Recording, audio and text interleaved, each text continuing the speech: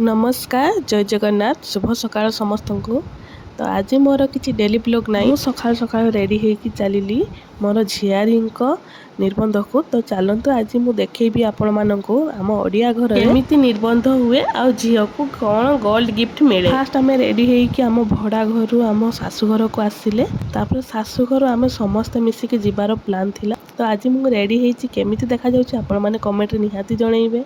तो आम आसिक पहुँची जाइलु घरे घर तापर देखु समस्ते माने मो खुड़ी शाशु छुआ मैंने मो ससुर तापरे समस्ते बाहर के आम जाइलु। छुआ मैंने तो बहुत ही खुशी थिले आ देखि पारथि आपण माने से गाड़ी रे बसी केमिति उत्पात होउथिले।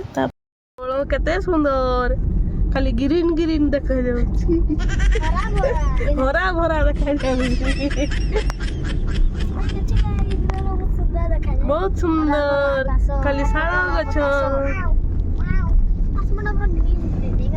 आसमान तापर आमे केते सुंदर बण जंगल पाऊ बिल पार होगी जाइकी घरे पहुँची जाइलु तांकर। तो तांकर देखि पारथि आपण माने काम रे बहुत ही व्यस्त थिले से माने कारण नुआ बंधु मानकर आसीबार टाइम सेतेबेल को हे जाइतिला।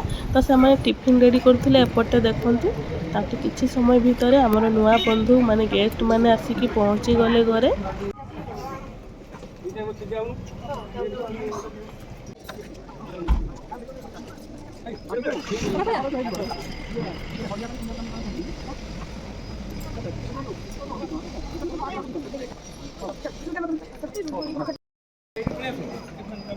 तापरे बंधु मानकर चर्चा बहुत भल भाव करागला ठंडा तापरे टिफिन तांको नेकी सेठी दियागला बाहर टेट करथिले ना सेठी समस्त जाइकी बसिले फैन भी लगे दिया हैतिला। तो सेठी समस्त शांति रे बसिकी चेयर रे जलखिया खाई नेले तापरे तांकर आटा चिटा आनिकी घरे देइथिले। एटा तो पूजा हला परे झियो को दिया जिवो तो आगरु कोन कोन आनिचंती टिके देखाई दउथिले।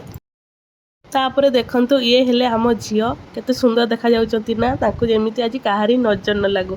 आ ई सब सज आपण जाइचंती से कोनोसी पार्लर जाई नथिले निजे घरे ही हेइचंती। तांकू सज होबारे तांकर जणे खुड़ी हेल्प करथिले जे कि बहुत सुंदर भाबरे तांकू माने सजेई देइथिले साड़ी फाड़ी भी तांकू पिंधेई देइथिले बहुत भलो भाबरे। आ आपण माने भाबुथिबे मु सेठी बुली बुली की कोन करूची अरे मु पा वीडियो उठौची नहने आपण माननकू केमिति देखैबी सेत पय मोर किछि काम नै मु खाली वीडियो बनौची। एई देखंतु झियोर फोटो आ मु तांको सह उठेइतबा किछि फोटो।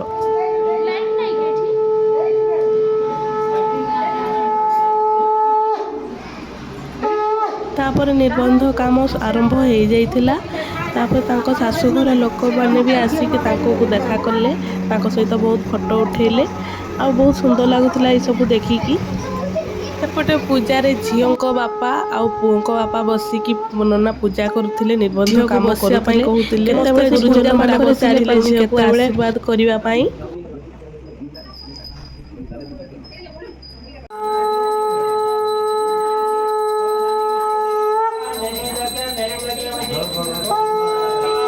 पूजा सरिया मात्रे फाइनाली झियो को आनिके आटाची माने आटाची तो कुआ जीवनी ट्रॉली बैग फाइनाली आनिके ता भीतर सजबाज जिनिस देइचंती तांको ससुर घर लोक चलंतु देखिबा।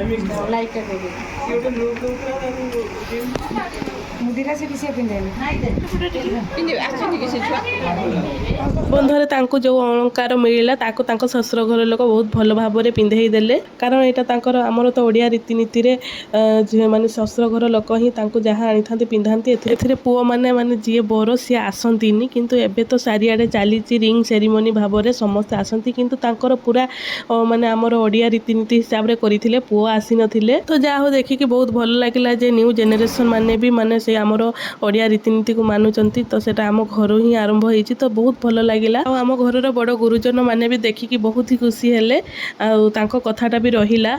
आ तो सबुदिन ही चाहती जे आमर जेमिति रीतिनीति सेमिति ही काम हो କିନ୍ତୁ ଏବେ କ'ଣ କରିବା ଯୁଗ ନେଇକି ତ ସମାଜ ବଦଳିଛି ଆଉ ରିଙ୍ଗ ସେରିମନି ବି ବହୁତ ଜାଗାରେ କରୁଛନ୍ତି ଯେ ଆମର ଓଡ଼ିଆ କଲଚର ହିସାବରେ ଆଗେ ନିର୍ବନ୍ଧ କାମ କରିଦେଇ ସାରିକି ତାପରେ ହିଁ କରୁଛନ୍ତି ରିଙ୍ଗ ସେରିମନି।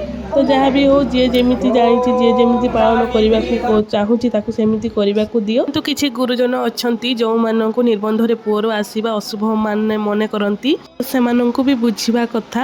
ତ ଯୁଗ ନେଇକିରି ସମସ୍ତେ ବଦଳନ୍ତି ଆଉ ସେଇଟା ଭଲ ବି ଲାଗୁଛି ସମସ୍ତଙ୍କୁ ଏବେ। ତ ମୋ ହିସାବରେ ଦିଟା ଯାକ ସମାନ କିଛିରେ ମାନେ ଅନ୍ଧବିଶ୍ୱାସ ରହିବା କଥା ନୁହେଁ।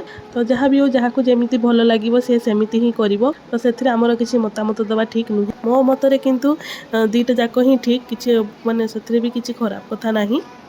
ଛାଡ଼ନ୍ତୁ ସେ କଥା ଆଲୋଚନା କରି କିଛି ଲାଭ ନାହିଁ। ଏପଟେ ଆମ ଝିଆରୀ ଆସି ବସି ଯାଇଛନ୍ତି ପୂଜାରେ ସବୁ ଜିନିଷ ତାଙ୍କର ଯେଉଁ ଶ୍ୱଶୁର ଘରୁ ଆସିଥିଲା ପିନ୍ଧିକି।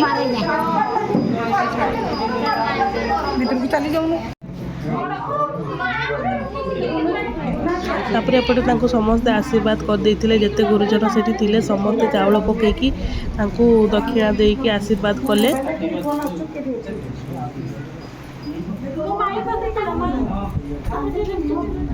এটা আই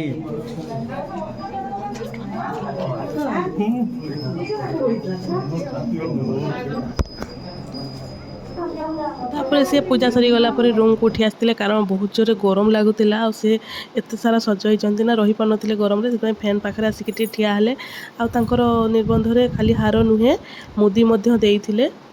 ଏପଟେ ଦେଖନ୍ତୁ ଛୁଆ ତାର ଜେଜେମାକୁ ପାଇକି କେମିତି ଖୁସି ମାନେ ତାର ଦୁଃଖ ପ୍ରକାଶ କରୁଥିଲା। ମାନେ ସେ ଏତେ ଦିନ ପାଇନଥିଲା ନା ଟିକେ ମୁହଁଟା ଶୁକେଇଥିଲା କହୁଥିଲା ମୁଁ ରହିଯିବି ଘରେ ରହିଯିବି ଆଉ ଘରକୁ ଯିବିନି ମାନେ ଭଡ଼ା ଘରକୁ ଯିବିନି ମୁଁ। ଆଉ ତାର ଏମିତିରେ ବି ପରୀକ୍ଷା ବି ସରିଯାଇଥିଲା କିନ୍ତୁ କ'ଣ କରିବି ତାର ଟ୍ୟୁସନ୍ ତ ଅଛି ଯିବାକୁ ତ ପଡ଼ିବ ଆମକୁ।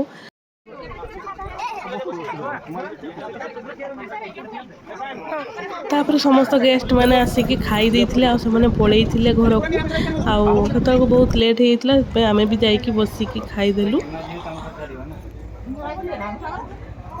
ଆମେ ଯେତେବେଳେ ଖାଇସାରିକି ଘରକୁ ବାହାରିବୁ ଭାବିଲୁ ସେତେବେଳକୁ ଅପା ମନା କଲେ କହିଲେ ରୁହ ଆଉ ଟିକେ ଲେଟ୍ରେ ଯିବ କାରଣ ସେଇ ବନ୍ଧୁ ଘରୁ ଯେଉଁ ଭାର ସବୁ ଆସିଥିଲା ତାକୁ ସବୁ ବାଣ୍ଟିବାର ଅଛି ଆଉ ଯେଉଁମାନେ ଆସିଥିଲେ ମାନେ ବନ୍ଧୁ ଭାବରେ ସେମାନଙ୍କୁ ବି ଯିବାବେଳେ ଦେଇଦେବାର ଅଛି। ତ ସେତିକି ଭିତରେ ମୁଁ କହିଲି ଆଉ ଚାଲ ନା ପାଖରେ ତ ନଦୀ ଅଛି ଚାଲ ଟିକେ ବୁଲି ଆସିବା।